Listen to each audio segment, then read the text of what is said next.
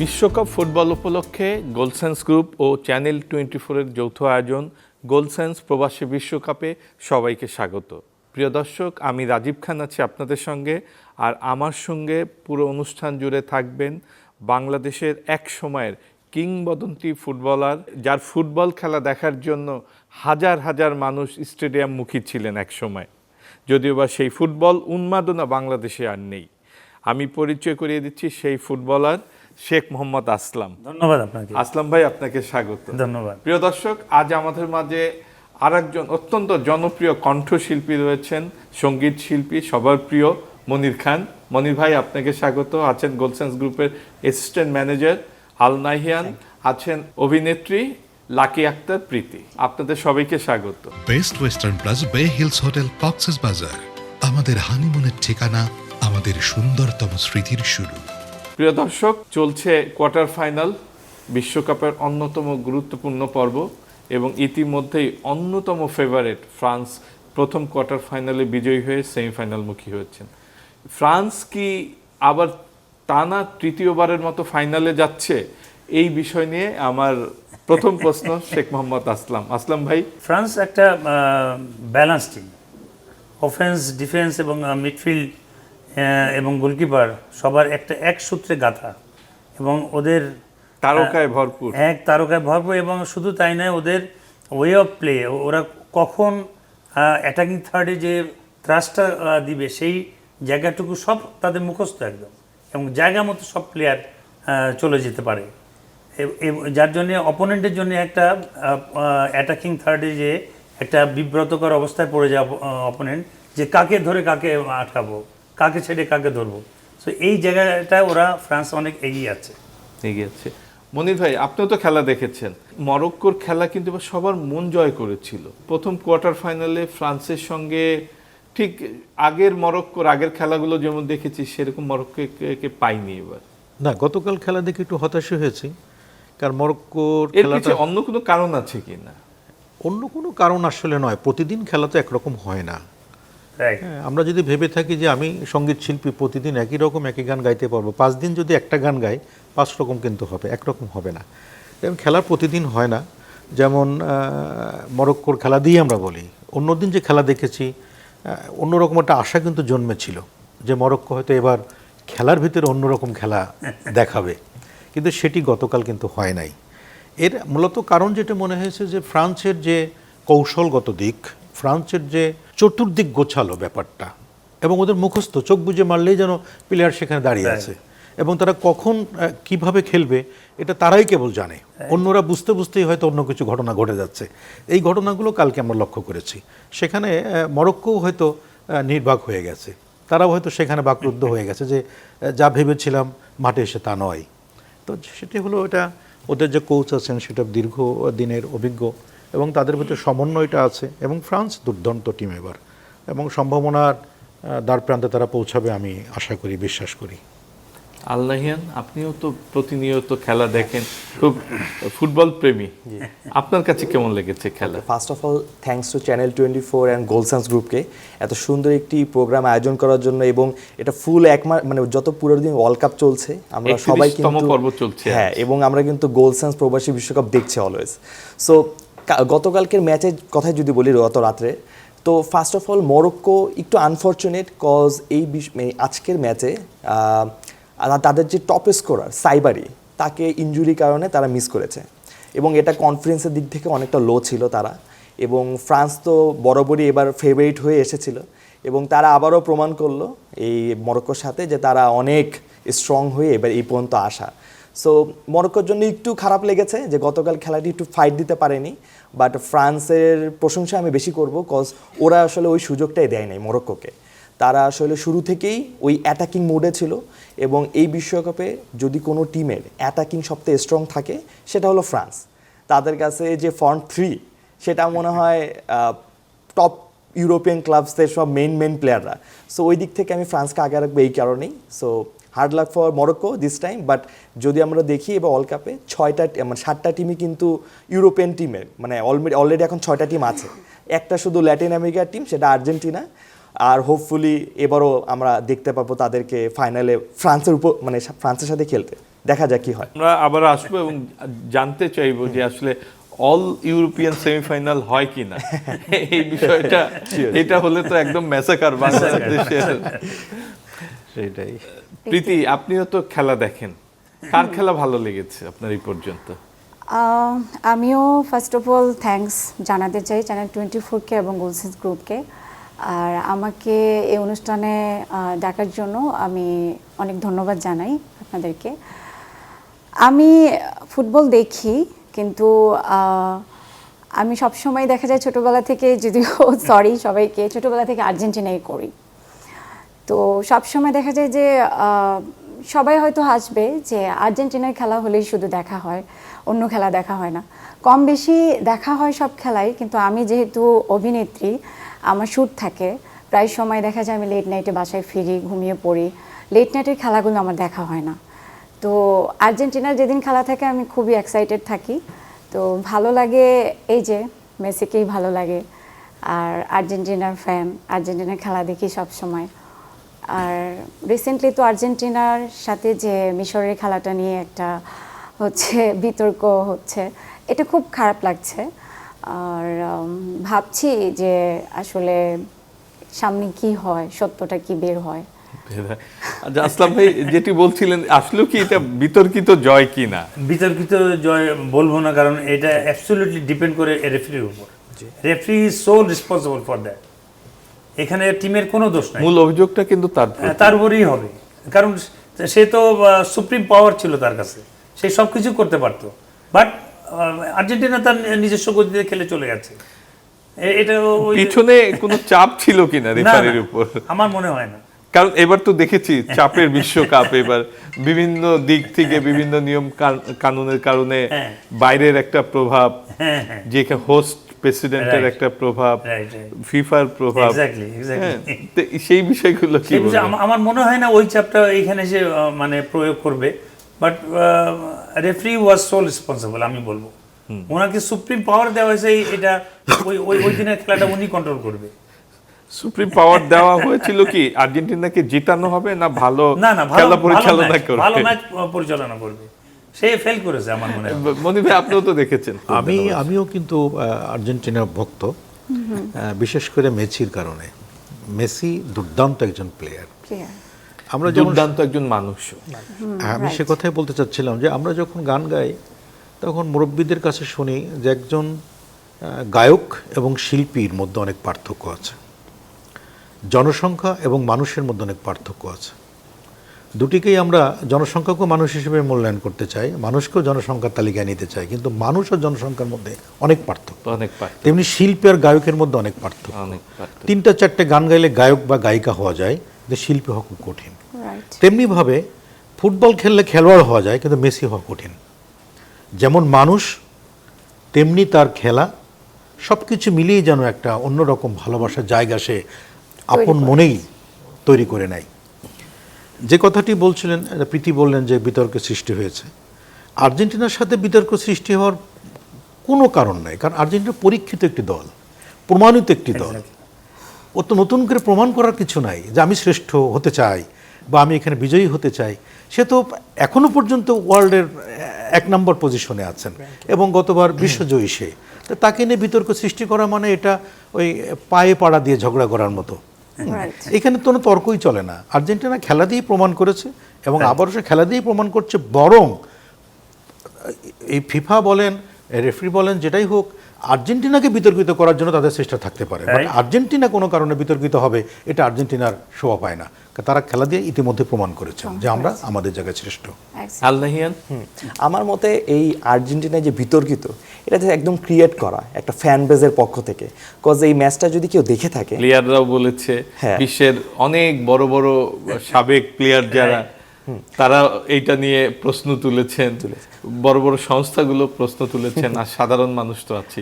আপনি কেন শুধু ফ্যানদের উপর চাপিয়ে? ফ্যানদেরও না, কিছু প্লেয়ার যেমন জিকো ম্যাচ শেষে মিশরে কিছু কিছু আক্ষেপ থাকে, অনেকের প্রি অ্যাজাম্পশন ছিল এই ম্যাচের প্রতি। আপনি যদি দেখেন কোনো ডিসিশনই কিন্তু আমার মতে রং হয়নি। সেটা যদি মার্টিনেজের ফাউলও হয়ে থাকে শুরুর দিকে, ওটাও রাইট, এবং এরপরে যদি সালার ওই ফাউলের কথা বলে ওটা কিন্তু ফার্স্টে বলে ট্যাকেল করেই নেওয়া। সো আমার মতে কোনোটাই বিতর্কিত ছিল না। বাট ওই যে কামব্যাক লাস্ট 10 মিনিটের, এখন পর্যন্ত কিন্তু ওয়ার্ল্ড কাপে কখনো লাস্ট 10 মিনিটসে 2-0 থেকে কখনো এরকম কামব্যাক হয়নি। সো এই কামব্যাকটা হয়তো অনেকে মেনে নিতে পারেনি, অনেকের কাছে এটা মনে হচ্ছে শকিং। বাট আর্জেন্টিনায় যখন লিওনেল মেসির মতো the greatest player of all time আমরা বলে থাকি, এরকম প্লেয়ার আপনার টিমে থাকবে তখন কিন্তু ম্যাজিক হবেই। এবং আমরা কিন্তু সেই ম্যাজিকটাই দেখেছি লাস্ট ম্যাচেও। এবং এই কারণেই হয়তো বা আসলে অনেকেই এই বিতর্কিত সৃষ্টি বা ভাবছে যে আর্জেন্টিনা কি ফেভার পাচ্ছে কিনা। আসলে এরকম কিছুই না, তারা বেস্ট টিম, র্যাঙ্কিংও 1 নম্বরে, ফেভারিট হয়ে আসা, এবং যতক্ষণ পর্যন্ত লিওনেল মেসি এই টিমে আছে তারা অলওয়েজই ফেভারিট হয়ে থাকবে। এবং এবারও তারা যতক্ষণ মতো মেসি আছে আমি মনে করি এবারও তারা ফেভারিটই। প্রীতি, আপনি আর্জেন্টিনার সাপোর্টার কেন? ভালো লাগে কার আসলে, খেলা ভালো লাগে? সবার পুরো টিমটাই আসলে। আমার তো মেসিকে দেখেই আর্জেন্টিনার ফ্যান হয়েছি, সত্য যেটা। মেসির খেলা ভালো লাগে, দ্যাটস ওয়াই আমি আর্জেন্টিনা করি।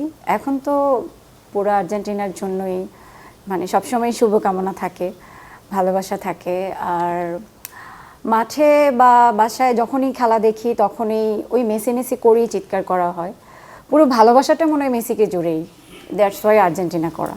তার মানে শুধু মেসির কারণে? এটা সত্য, মানে আমি যেটা আসলে করি সত্যটাই বললাম।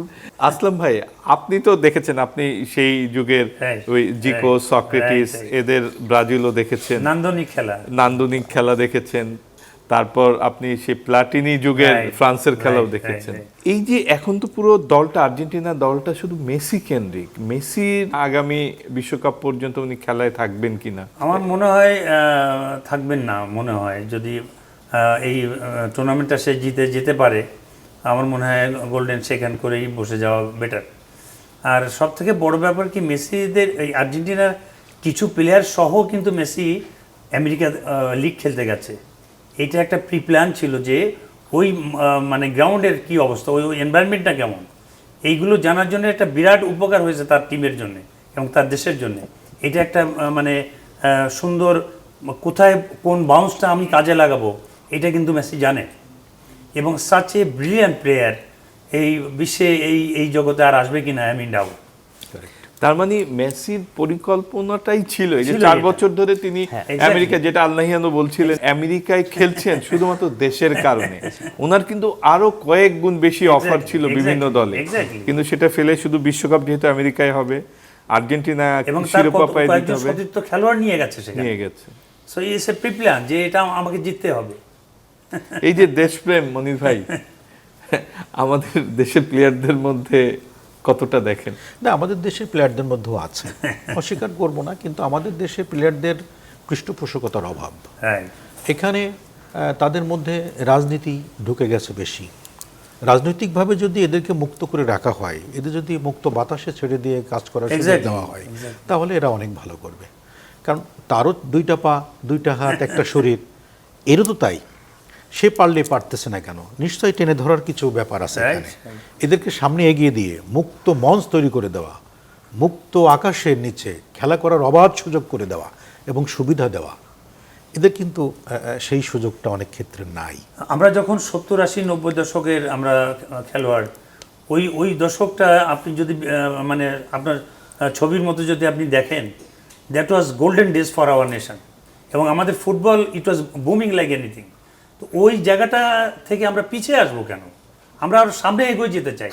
এবং আমার মনে হয় মাননীয় মন্ত্রী মহোদয় আমাদের আমিনুল সাহেব, উনি ওনার দৃষ্টি আকর্ষণ করেই বলবো, এই বিশ্বকাপের এই জৌলুসটা কাজে লাগিয়ে আমাদের যুব সমাজকে যুব শক্তিতে পরিণত করা উচিত। প্রতিটি পাড়া মহল্লায় আমার মনে হয় একটা ফেস্টিভ মুড আনা উচিত। তাহলে আমাদের ফুটবল আবার ঘুরে দাঁড়াবে। আমাদের অনেক কীর্তিমান খেলোয়াড় আছে, যেমন আমাদের সময় আমাদের এই মেজর হাফিজ সাহেব, উনি আমাদের একটা টুর্নামেন্ট করেছিলেন, ভেবে স্পোর্টস নিয়েছিলেন সুইজারল্যান্ড থেকে।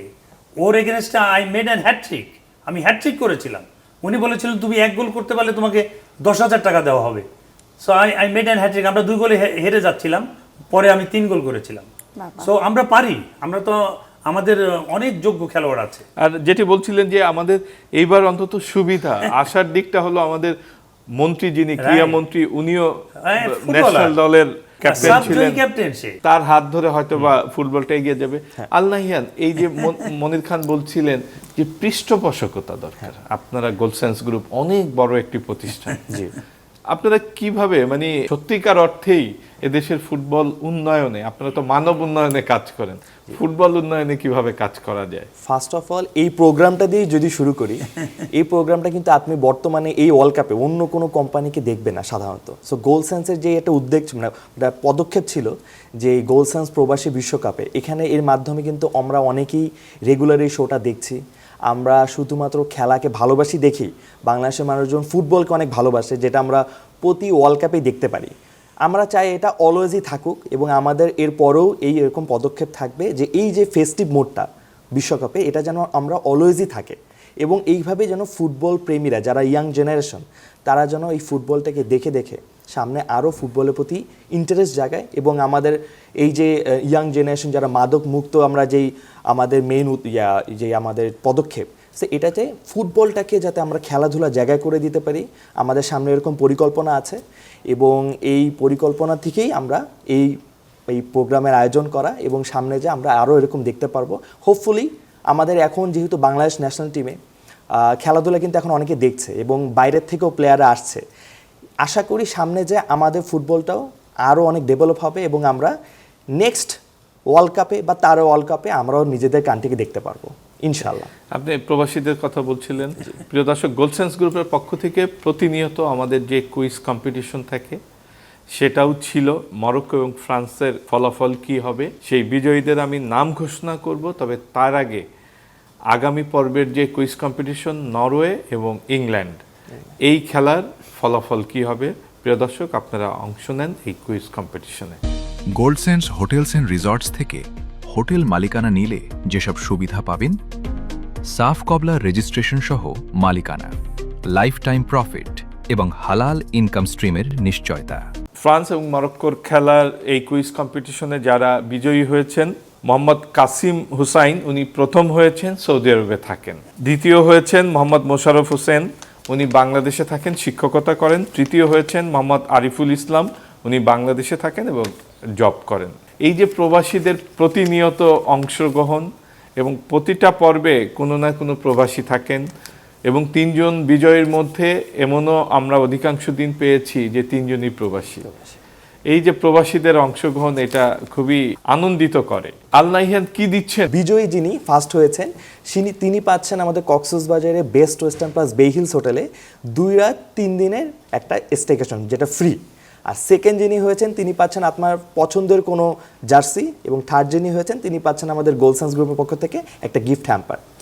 So congratulations to all of them. Road to champion, road to champion, সেই বিজয়ীদের কি দিচ্ছে? আমাদের একটা স্পেশাল প্রোগ্রাম আয়োজন করা হচ্ছিল। আমাদের যে রোড টু চ্যাম্পিয়ন হচ্ছে এই পুরা ওয়ার্ল্ড কাপ জুড়ে, যে সে পাচ্ছে আমাদের এই কক্সবাজার এবং কুয়াকাটাতে আমাদের রেডি বা 5 স্টার হোটেলে যে কোনো একটি ফ্রি মালিকানা। সো এইরকম অফার কিন্তু সবসময় থাকবে না। সো এই আমি বলবো এই সুযোগটাকে গ্র্যাব করে নেন। এখনও কিছু ম্যাচ বাকি আছে হাতে, বলতে পারে 7টা ম্যাচ। সো পার্টিসিপেট করুন এবং আত্মীয় হয়ে যেতে পারেন, একটা ফ্রি মালিকানার সুযোগ। 5 স্টার হোটেল, 5 স্টার হোটেল। কি প্রীতি, অফারটা কেমন? Very nice. আমিও কিন্তু বিজয়ী হয়েছি, ফার্স্ট বিজয়ী। কংগ্রাচুলেশন। তার মানে আপনি প্রতিনিয়ত এই কুইজ কম্পিটিশনে অংশ নিচ্ছেন। আমার ভালো লাগে কুইজ খেলতে। আপনি যাওয়ার এখনো তো সুযোগ- অংশ নিচ্ছেন প্রতিনিয়ত। হ্যাঁ হ্যাঁ। অংশ আসলাম ভাই কি বলবেন এই যে উদ্যোগ? Very nice. এই ধরনের উৎসাহী অর্গানাইজার যারা অর্গানাইজেশন, তারা এগিয়ে আসা উচিত এবং আমাদের যুব সমাজকে আরো উৎসাহিত করা উচিত। খেলাধুলার কুইজ, এটা সঙ্গে খেলাধুলার থাকলে quiz। অবশ্যই খেলাধুলার প্রতি একটা Involved থাকে। আগ্রহ বাড়বে, সম্পৃক্ততা বাড়বে, তাই না মনির ভাই কি বলেন? অবশ্যই। আমরা যে এখন প্রতিনিয়তই শুনি যে মাদকমুক্ত পরিবার চাই, মাদকমুক্ত সমাজ চাই, মাদকমুক্ত রাষ্ট্র চাই। এই স্লোগানের সাথে যদি আমরা মুক্ত করার জন্য যে পরিবেশ তৈরি করা, যে জিনিসগুলি সামনে আনা দরকার, সুস্থ কালচারটাকে ফিরিয়ে আনা। একটা কালচার তো শুধু গান গাইলে সেটা কালচার নয়। রাইট।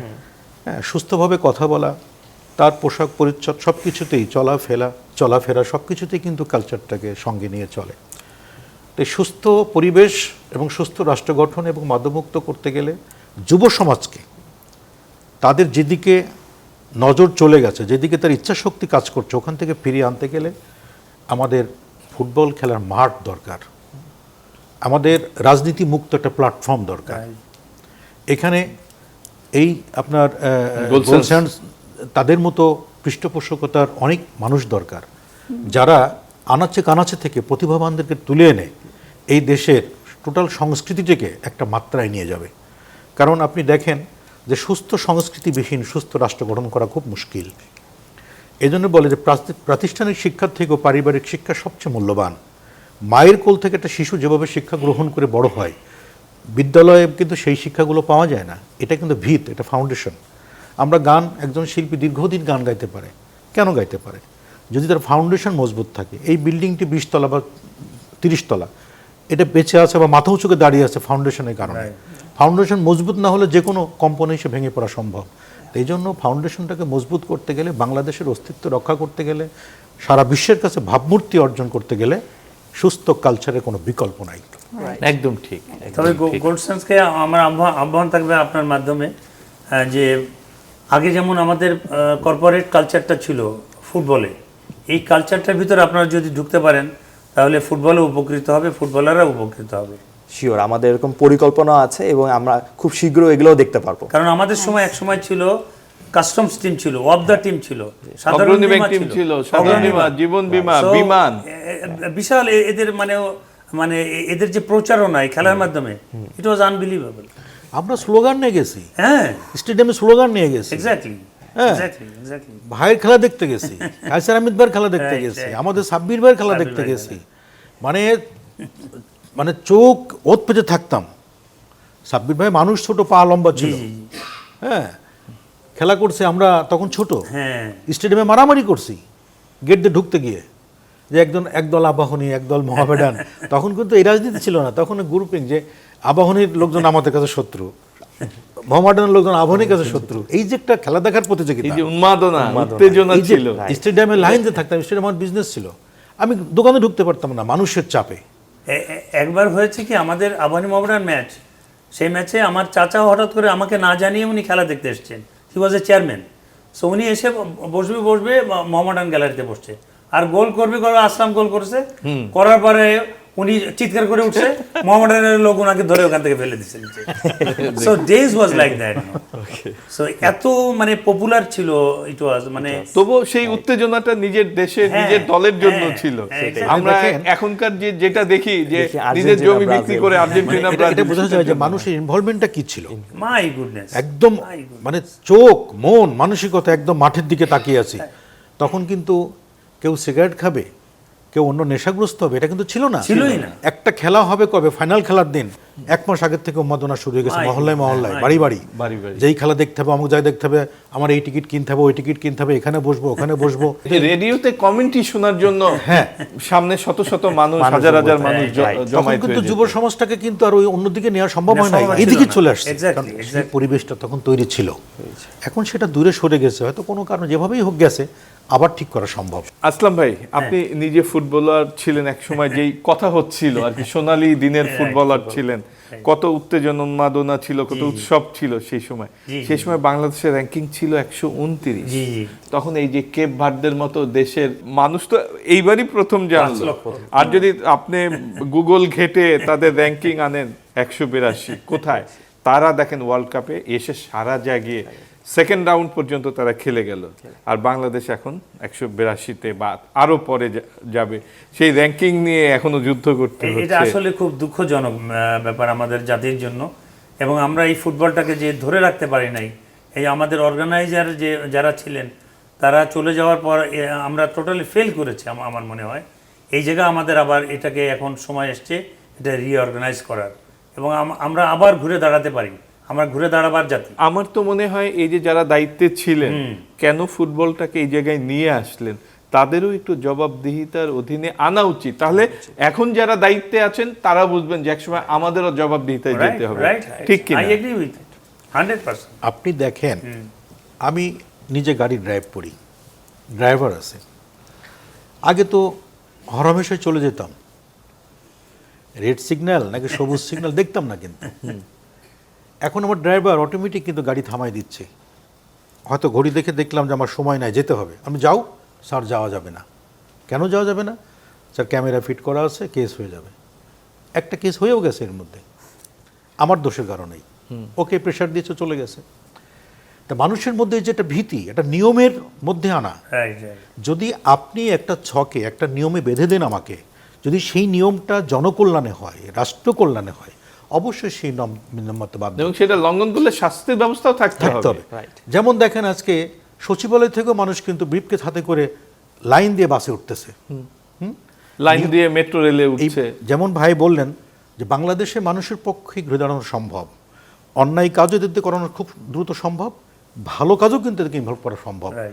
আপনি ভালো চিন্তায় যদি ভালো কাজ করার ওয়ে তৈরি করে দেন, এক বিন্দু পরিমাণ কষ্টের কোনো কারণ নাই, সোজা হয়ে বাংলাদেশ চলা সম্ভব সব ক্ষেত্রেই।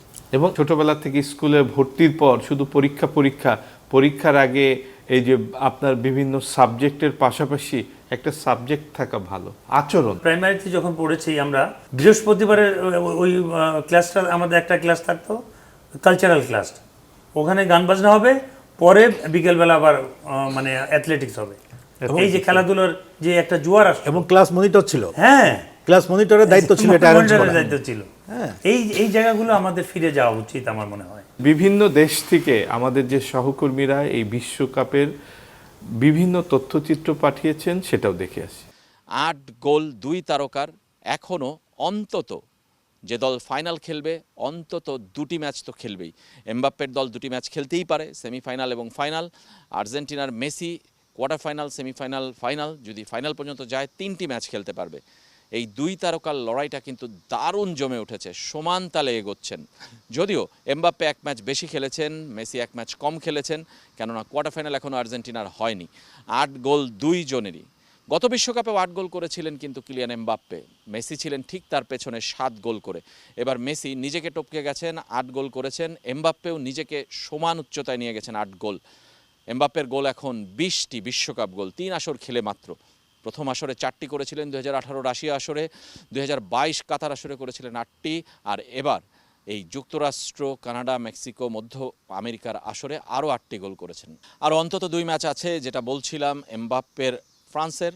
সুতরাং তিনি যেমন নিজেকে টপকে যেতে পারেন, ওয়ার্ল্ড কাপের সর্বাধিক গোলদাতা অল টাইম হয়ে যেতে পারেন, যেটা লিওনেল মেসির এই মুহূর্তে আছে 21 গোল নিয়ে, তার 20 গোল, 1 গোল কম। আবার মেসিও কিন্তু নিজেকে ছাড়িয়ে যেতে পারেন, এমন জায়গায় নিয়ে যেতে পারেন এমবাপ্পে তাকে ছুতেই পারলেন না। সব মিলে কিন্তু দারুণ লড়াই। তবে এমবাপ্পের জন্য কি একটু দুঃসংবাদ, তিনি যে আজকে ইনজুরিতে মাঠ ছেড়েছেন মাঝপথে, তিনি কি খেলতে পারবেন সেমিফাইনাল? হয়তোবা একটু মনে প্রশ্ন আছে ফ্রান্স সমর্থকদের, কিন্তু ম্যাচ শেষে এমবাপ্পে কিন্তু নিজেই বলেছেন তিনি দারুণ ভালো অনুভব করছেন। কোচ দিদিয়ের দেশও তিনিও কিন্তু ম্যাচ শেষে সংবাদ সম্মেলনে বলেছেন এমবাপ্পে ফিট আছেন, সেমিফাইনালে তাকে পাওয়া যাবে, পুরো দমে পাওয়া যাবে, পুরো ম্যাচ তিনি খেলার মতো ফিট। যে ডান পায়ের পাতায় একটু ব্যথা পেয়েছিলেন সেটা এমন কিছুই নয়। সুতরাং এমবাপ্পে খেলছেন সেমিফাইনাল, সেটা নিশ্চিত। আরেকটা জায়গায় কিন্তু দারুণ লড়াই হচ্ছে তাদের মধ্যে, গোল্ডেন বুটের মতো গোল্ডেন বলেও কিন্তু, অর্থাৎ সেরা ফুটবলার কে হবে এই বিশ্বকাপের, সেটাতেও কিন্তু মেসি এবং এমবাপ্পের লড়াই। সেখানে এমবাপ্পে এগিয়ে আছেন। এবার প্রথমবারের মতো ফিফা পাওয়ার র্যাঙ্কিং প্রথা চালু করেছে, যেখানে আসলে প্রত্যেক ম্যাচে ফুটবলারদের পারফরমেন্সকে আসলে পয়েন্টের ভিত্তিতে অ্যানালাইসিস করা হয়। অ্যাটাকিং হাফে এই 2 ফুটবলার কিন্তু আসলে হাড্ডাহাড্ডি লড়াই চলছে। 8.98 এমবাপ্পের স্কোর আর 8.27 লিওনেল মেসির স্কোর। যদিও মেসি 1 ম্যাচ কম খেলেছেন, সুতরাং তার এই স্কোর বাড়ানোর সুযোগ আছে, এমবাপ্পেকে ছুঁয়ে ফেলা কিংবা টপকে যাবার সুযোগ আছে, কিন্তু এমবাপ্পে কিন্তু এগিয়ে আছেন এখন পর্যন্ত। এই 2 তারকার লড়াইটা এবারের বিশ্বকাপে দলগুলোর বাইরে ব্যক্তিগত পর্যায়ে ফুটবলারদের লড়াইয়ের মধ্যে কিন্তু জমজমান। 1 ম্যাচে মেসি রেকর্ড করেন তো পরের ম্যাচে এমবাপ্পে ভাঙেন, 1 ম্যাচে এমবাপ্পে কোনো রেকর্ড করেন তো পরের ম্যাচে মেসির সেটা ভাঙার চেষ্টা থাকে। সব মিলে এমবাপ্পে এবং মেসি 2 প্রজন্মের 2 তারকা, একজনের বয়স 39+, একজন মাত্র 27 বছর বয়স। এমবাপ্পের সামনে অফুরন্ত সময়, অনেক কিছু করার সুযোগ। তিনি কিন্তু এইসব রেকর্ডকে দুমড়ে মুচড়ে ফেলতে পারেন এই বিশ্বকাপে কিংবা পরের বিশ্বকাপে। আরও কয় বিশ্বকাপ খেলবেন এমবাপ্পে? মেসির তো এটাই শেষ। বাংলাদেশের পর্যটন শিল্পের অপার সম্ভাবনার খাত হলো পৃথিবীর সর্ববৃহৎ কক্সবাজার ও কুয়াকাটা সমুদ্র সৈকত। কক্সবাজার বে হিলস হোটেল ও কুয়াকাটায় বে ব্রিজ হোটেল নির্মাণ করছি। যেটি বলছিলেন মনির খান, জি। এই যে মানুষের নিয়ম মানার, বাধ্য করার এই দায়িত্ব তো নীতি নির্ধারক বা পলিসি মেকার যারা, সরকার যারা, তাদের। কিন্তু মাঝে মধ্যে তো আমরা দেখেছি যে এটার ব্যাপক ব্যত্যয়, সাধারণ মানুষের জন্য এক নিয়ম, আপনি আমার জন্য আরেক নিয়ম, এবং উপরের যারা আর কি উপরওয়ালা যারা তাদের জন্য আরেক নিয়ম। আপনার শরীরের যে অংশে পছন্দ ধরবে ডাক্তারের সাজেশনে সেটুকু কেটে ফেলা ভালো, তা না হলে আস্তে আস্তে পুরো শরীরে পছন্দ ধরে। তা আমাদের বাংলাদেশের উচ্চ পর্যায়ে যারা, তাদের মাথায় পছন্দ ধরা ছিল, পছন্দ ধরে আছে। এখান থেকে যদি সুস্থ চিন্তার বহিঃপ্রকাশ না ঘটে তাহলে এখান থেকে ফিরে আসা মুশকিল। কিন্তু আমরা দেখতে পাচ্ছি আস্তে আস্তে সেখান থেকে আমরা ব্যাক করা শুরু করেছি, কারণ বাংলাদেশের মানুষ সারা বিশ্ব সম্পর্কে এখন সচেতন, কারণ প্রত্যেকের হাতে একটা অ্যান্ড্রয়েড ফোন আছে, প্রত্যেক পরিবারের কোনো না কোনোভাবে একজন বিদেশে অবস্থান করছে, এবং প্রত্যেকটা পিতামাতা চিন্তা করছেন যে আমি খেয়ে থাকি বা ভালো না থাকি, আমার একটা সন্তান উচ্চশিক্ষা শিক্ষিত করতে হবে।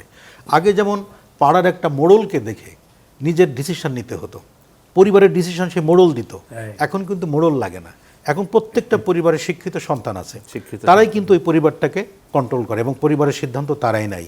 তো এখন কিন্তু সব পরিবারের সব ফ্যামিলিতেই কিন্তু একজন একজন করে দাঁড়িয়ে গেছে।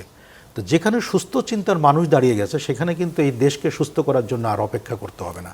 এখন আপনি আমি যেমন এই আলোচনা কিন্তু এর আগে হতো না, এই যে সুস্থ আলোচনাটা এটাও কিন্তু একটা বহিঃপ্রকাশ, ভালো দিক যে আমরা সুস্থ চিন্তা এখানে 5 জন মিলে বা 10 জন মিলে করছি, দেশকে নিয়ে ভাবছি, ভালো কিছু হোক সেটা চিন্তা করছি, কালচারটাকে সুস্থ করার জন্য, খেলাধুলাকে সুস্থ করার জন্য, স্কুলে ভর্তি হওয়ার সাথে সাথে তার কী কী প্রতিভা আছে সেগুলোকে বিকশিত করবার জন্য বিভিন্ন ওয়ে তৈরি করে দেওয়া। একজন ভালো খেলোয়াড়, তার টিচার দিয়ে দেন। একজন ভালো গান গাইতে পারে, তাকে টিচার দিয়ে দেন। একজন ভালো শরীরচর্চা করতে চায়, তাকে সেই টিচার দিয়ে দেন। তাহলে ওখান থেকে কিন্তু সে গড়ে উঠতেছে। এইভাবে যদি হয়ে আসে, যদি গোড়া থেকে আপনি শুরু করে শেষ পর্যন্ত যদি তাকে ধাক্কা দিতে পারেন, অবশ্যই সুস্থ সুন্দরভাবে আমি আমার সন্তানকে শুধু ডাক্তার ইঞ্জিনিয়ার বানাবো তা না, অবশ্যই প্রথম লক্ষ্য থাকতে হবে ভালো মানুষ বানাবো। তাকে ডাক্তার ইঞ্জিনিয়ার হতে পারে, খেলোয়াড় হতে পারে, আপনাদের মতো বড় বড় শিল্পীও হতে পারে। যার যেটা আগ্রহ সেই আগ্রহটাকে মূল্য দেয়। আসলাম ভাই, আবার একটু খেলায় আসি, আমরা অনুষ্ঠানের প্রায় শেষ পর্যায়ে। যেটি বলছিলাম যে অল ইউরোপিয়ান সেমিফাইনাল হতে পারে কিনা? নট আনলাইকলি, হতে পারে। কারণ যেভাবে মানে সমীকরণ যেটা হচ্ছে, দেখা যাবে যে ইউরোপ ফাইট হয়ে যাবে। ইউরোপীয় অল সেমিফাইনাল হলে তো অল ফাইনাল হবে। দেখা গেছে আমরা ছবির নাম দেখছি না, ঘরে ঘরে যুদ্ধ। এইবার কিন্তু যেটি বিশ্বকাপে 48টি দল খেলেছে ঠিকই, কিন্তু কারো মান কিন্তু খারাপ। মাই গুডনেস, মানে এটা all credit goes to coaches. এই কোচ যারা কোচিং করিয়েছেন তাদের মানে এত সুন্দর টেকনিক্যালি তারা সাউন্ড, এটা তার প্রমাণ মাঠে আমরা দেখতে পাচ্ছি। আমি কিন্তু ক্রেডিট দিতে চাই, সেটা প্রতিটা দলের গোলরক্ষক তো বটে। এবার কেন জানি আমার মনে হচ্ছে গোলরক্ষকের সবাই সেরা, সবাই সেরা, তাই না? যে দেখেছেন, আনবিলিভেবল। যদি অল ইউরোপিয়ান আপনি সেমিফাইনাল দেখেন তাহলে কিন্তু আর্জেন্টিনার বিদায়। হ্যাঁ, ডেফিনেটলি হতে পারে, হতেও পারে। নাহলে ফুটবল গোলের খেলা, যে গোল আগে করবে সে জিতে যাবে। আপনি এই যে কুইজ কম্পিটিশনে যদি অংশ নেন, আপনি কার হাতে লটারিটা ধরবেন? তবে আমি এখনো আর্জেন্টিনাকে এগিয়ে রাখবো। তাই? Defending champions. না, নট দ্যাট, তারা যে ব্র্যান্ডের ফুটবলটা খেলে, রাইট, ওই গতি এখানে থমকে দাঁড়াবে। কারণ আপনাকে থামিয়ে দিয়ে তখন এরা রিঅর্গানাইজ করে। এই যে রিঅর্গানাইজ করার যে গতিটা, ইট ওয়াজ আনবিলিভেবল। মেসি এত শর্ট স্পেসে যে তার টার্নিং, রাইট, অন্য কোনো বিশ্বের আর একটা প্লেয়ার পারবে না। That's why he is the goat. That's why he is the best player. Yes. আমার কাছে যেমন গতকালকে মনে হলো মরক্কো কিন্তু দুর্দান্ত খেলেছে। হ্যাঁ, গতকাল মরক্কো কিন্তু একদমই থমকে গেছে। আপনি স্ট্রাইকিং জোনে যায়, তাদের কোনো স্ট্রাইক নাই। ঠিক সেম জিনিসটা আমরা গত বিশ্বকাপে দেখেছি যে এত স্পিডি টিম। হ্যাঁ, ফ্রান্স ফাইনাল খেলায় ফ্রান্স কিন্তু বোকা হয়ে গেল একদম আর্জেন্টিনার কাছে। দেখেন 0। রাইট। তারপরে আপনার ওই যে মিডফিল্ডার ছিলেন ডি মারিয়া, না না না না, কাদের? ওই ফ্রান্সের ওই পোগবা, না পোগবা না, এটার নাম হলো গ্রিজম্যান। হ্যাঁ, গ্রিজম্যান। দেখেন এই গ্রিজম্যানই তো টোটাল খেলাটা খেলাইতো, সে বলই পেল না ফাইনালে, এবং এক পর্যায়ে নামিয়ে দিল, ওঠাই দিতে বাধ্য হলো। কারণ মাঠের ডিসিশন তাৎক্ষণিকভাবে এটাই হলো যে ভাই যেটা বললেন যে মেসি দুর্দান্ত একটা কাজ করেছে, যে প্রি প্ল্যানটা, তার কিছু লোকজন নিয়ে সেখানে যে দীর্ঘদিন ধরে অবস্থান করা, খেলা, তার সব কিছু জানাশোনা। তেমনিভাবেই কিন্তু একজন কোচ তার ডিসিশন নিতে হবে যে এই মাঠে আমি কীভাবে খেলবো, Right. এখানে কী ধরনের প্লেয়ার আছে, এই প্লেয়ারকে ফাঁকি দিতে গেলে আমার কী পথ অবলম্বন করতে হবে। তাৎক্ষণিকভাবে যেমন ইমরান খান জিতেছিলেন ফাইনালি হ্যাঁ, রাইট, বিশ্বকাপ, হ্যাঁ সমস্ত 1992 কিছু সালে নিয়ম টিয়ম ভেঙে উনি বললেন যে আমি মাঠের চিত্র দেখছি ভিন্ন, আমি তো এখন ওই নিয়ম ফলো করতে গেলাম জিততে পারবো না। রাইট। তো তাৎক্ষণিকভাবে ডিসিশনে হুমায়ুন আহমেদের নাটক এত মুখরোচক কেন ছিল? উনি স্ক্রিপ্ট যা করে নিতেন, শুটিং করতে গিয়ে সেটা অন্যরকম চিত্র হয়ে যেত, চেঞ্জ হয়ে যেত। তো এই জন্য তাৎক্ষণিকভাবে ডিসিশন নিয়ে তাৎক্ষণিক ডিমান্ডটাকে যদি আপনি ফুলফিল করতে পারেন, যে হাঁটতে হাঁটতে কী চিত্র আসতেছে, হাঁটতে হাঁটতে কী ডিমান্ড আসতেছে, সেটা আপনার আমার সকলের ডিমান্ড। ধন্যবাদ। আল্লাহিয়ান, যেটা সমীকরণ বলছে অলরেডি লেফট সাইডে এখন ফ্রান্স উঠে গিয়েছে, আফ্রিকান টিম আউট, এখন শুধু ল্যাটিন আমেরিকার একটা টিমে আছে আর্জেন্টিনা, ডিফেন্ডিং চ্যাম্পিয়ন, কনফিডেন্স অনেক হাই, আর লিওনেল মেসি থাকলে থাকাই উচিত। আর লেফট সাইডে আজকে ম্যাচ আছে স্পেন ভার্সেস বেলজিয়াম। সো এদিক থেকে দেখা যাক, এদিক থেকে তো ইউরোপিয়ান টিমই, আর ওই সাইডে ফ্রান্স, নরওয়ে, আর Argentina versus Switzerland. So Switzerland আর ইজি হবে না, cause European team first of all. আর আমরা গত রাউন্ড অফ 32 এবং রাউন্ড অফ 16 দুই রাউন্ডে কিন্তু 3-2 রেজাল্ট ছিল। It's not easy. যারা এবং দুইটাই হ্যাঁ তুলনামূলক বা যেভাবে বলুক না কিন্তু বলবে দুইটি মানে ছোট ছোট দল। অনেকে ছোট দল বলবে, বাট আমরা যদি ধরে রাখি কেপ ভার্দে কিন্তু লাস্ট ম্যাচ হেরেছিল 2024 সালে এই টুর্নামেন্টে এত দূর আসা পর্যন্ত, এবং তারা শুরুতে স্পেনকে যখন থামিয়ে দিয়েছিল তখনই আমরা বুঝতে পেরেছিলাম যে this team is special. So এটা আমরা কিন্তু আর্জেন্টিনার ম্যাচের সাথেও দেখতে পেরেছি তাদের খেলার মাধ্যমে। এবং এরপরে ইজিপ্টের সাথে আমরা যেটা দেখলাম, ওই ম্যাচে আফ্রিকাকে তারা রিপ্রেজেন্ট করছিল, এবং তাদের লাস্ট ওয়ার্ল্ড কাপ ছিল মোহাম্মদ সালাহ, যিনি কিনা একদম কিংবদন্তি প্লেয়ার, আফ্রিকার অল টাইম গ্রেট বলতে পারি, এবং এই সিজনেও ইউরোপিয়ান ক্যারিয়ার শেষ করলো। সো তাকে নিয়েও লক্ষ্য ছিল, এবং মিশর ভালো খেলেছে, but Argentina of course edging closer because we have Lionel Messi. সো আমি এটাই বলবো যে আর্জেন্টিনা এবারও যারা যায়, এবং European versus Latin America football আমরা যেন ফাইনালে দেখতে পারি, এবং ওটা খুবই আনন্দদায়ক হবে। এটাই। প্রীতি, আপনি প্রথম তুলেছিলেন জি। যে আর্জেন্টিনা মিশরের খেলা নিয়ে নানা কাহিনী। জি, জি। এরা অধিকাংশই কিন্তু সেই আর্জেন্টিনার হাতি শিরোপা দেখতে চাচ্ছেন। হ্যাঁ, তো এই বিতর্ক কাটিয়ে কি কতদূর যেতে পারবে Argentina? I am so happy today যে আজকে আমি এই প্রোগ্রামে এসে সবাইকে আর্জেন্টিনার পক্ষেই পাচ্ছি, এটা আমার খুব ভালো লাগছে। আমি ফার্স্ট টু লাস্ট টু আর্জেন্টিনাকেই চাই যে আর্জেন্টিনাও এবার কাপটা নিক, মেসি জিতুক, সবসময় আর্জেন্টিনার জন্যই বেস্ট উইশেস। ধন্যবাদ। ধন্যবাদ আসলাম ভাই, আপনাকে ধন্যবাদ মনির ভাই, ধন্যবাদ নাহিয়ান এবং প্রীতি, Thank you. ধন্যবাদ প্রিয় দর্শক। দেখি না কার হাতে শিরোপা উঠে।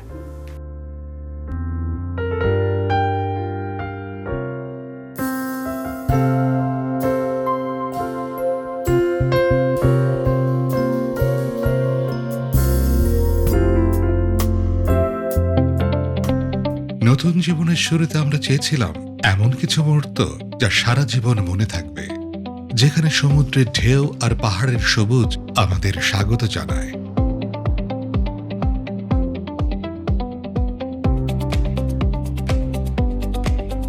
সকালে ঢেউয়ের শব্দে ঘুম ভাঙে, ব্যালকনিতে দাঁড়িয়ে দেখা যায় নীল সমুদ্র, আবার চোখ ফেরালেই পাহাড়ের শান্ত সবুজ। ইনফিনিটি পুলে কিছু নির্ভার সময়, প্রিয় মানুষটির সঙ্গে কিছু হাসি আমাদের হানিমুনকে করে দিল আরো প্রাণবন্ত। দিনের শেষে সুন্দর একটি ডিনার, তাজা সিফুড আর শান্ত পরিবেশে আমরা উদযাপন করলাম আমাদের নতুন পথ চলা। বেস্ট ওয়েস্টার্ন প্লাস বে হিলস হোটেল কক্সবাজার, আমাদের হানিমুনের ঠিকানা, আমাদের সুন্দরতম স্মৃতির শুরু। গোল্ডস গ্রুপ, পর্যটন ও মানুষের উন্নয়নে।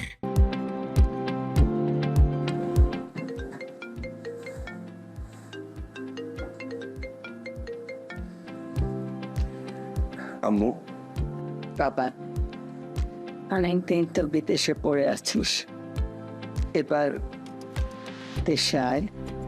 দেশে এসে আমি কি করব? শুন, বিদেশে কষ্ট করে যা আয় করছিস তা দিয়ে এবার নিজের দেশে কিছু কর। কিন্তু আমি শোন, তোর বন্ধু বাবলু 10 বছর পর দেশে ফিরে এসে গোল্ড স্যান্ডস গ্রুপে ইনভেস্ট করেছে। Gold sands group? পর্যটন হোটেল নির্মাণের শীর্ষ প্রতিষ্ঠান গোল্ডসান্স গ্রুপ পর্যটন নগরী কক্সবাজার ও সাগরকন্যা খ্যাত কুয়াকাটায় গড়ে তুলছে বিশ্বমানের নান্দনিক হোটেল। এখানে ইনভেস্ট মানেই সাব কবলার স্টেশনের মাধ্যমে 5 তারকা হোটেলের মালিকানা লাভ, সেই সাথে আজীবন হালাল আয়ের নিশ্চয়তা আর নিজের হোটেলে বিলাসী অবকাশ যাপনের দারুণ সুযোগ। শুনুন বাবা, টাকা জমিয়ে না রেখে সেটা কাজে লাগাতে হয়। এখন তুমি কি চাও সেটা বলো। প্রবাসী সন্তানের কষ্টের টাকায় দেশের মাটিতে সম্পদ গড়ে উঠুক, এটাই মা আর তার পরিবারের সবার চাওয়া। ওকে যাচাই বাছাই করে কষ্টার্জিত অর্থ বিনিয়োগ করুন, নিজের ভবিষ্যৎ নিজেই গড়ুন। শতভাগ আস্থার নাম গোল্ডসান্স গ্রুপ, সুদ মুক্ত জীবন, হালাল উপার্জন। আপনার টাকা কি শুধু শুধু সেভিংসে পড়ে আছে? সময় এসেছে সেটাকে এমন জায়গায় রাখার যেখান থেকে নিয়মিত আয় এবং অ্যাসেট গ্রোথ দুইটাই নিশ্চিত করবে। বাংলাদেশের number 1 hotel developer company Goldsands group আপনাকে দিচ্ছে 5 স্টার হোটেল ওনারশিপের সুযোগ, যেখানে আপনি শুধু একটি ওনারশিপ কিনছেন না, বরং তৈরি করছেন একটি লং টার্ম ইনকাম সোর্স। আমাদের প্রতিটি প্রজেক্ট কক্সবাজার ও কুয়াকাটার প্রাইম লোকেশনে অবস্থিত। বে ম্যারিনা ইনানি, বে স্যান্ডস কলাতলি, বে bridge Kuakata, Kuakata tourism city এবং বে হিলস। প্রতিটি প্রজেক্ট কৌশলগতভাবে তৈরি করা হয়েছে যেন আপনার ওনারশিপ থেকে আসে কনসিস্টেন্ট হালাল ইনকাম। পাশাপাশি থাকছে এক্সক্লুসিভ রিওয়ার্ড কার্ড সুবিধা, যার মাধ্যমে আপনি শপিং, হসপিটাল এবং লাইফস্টাইল পার্টনার আউটলেটসে বিশেষ ডিসকাউন্ট ও বেনিফিটস উপভোগ করতে পারবেন। আজই আপনার হোটেল ওনারশিপ নিশ্চিত করতে এখনই কল করুন অথবা হোয়াটসঅ্যাপে মেসেজ করুন।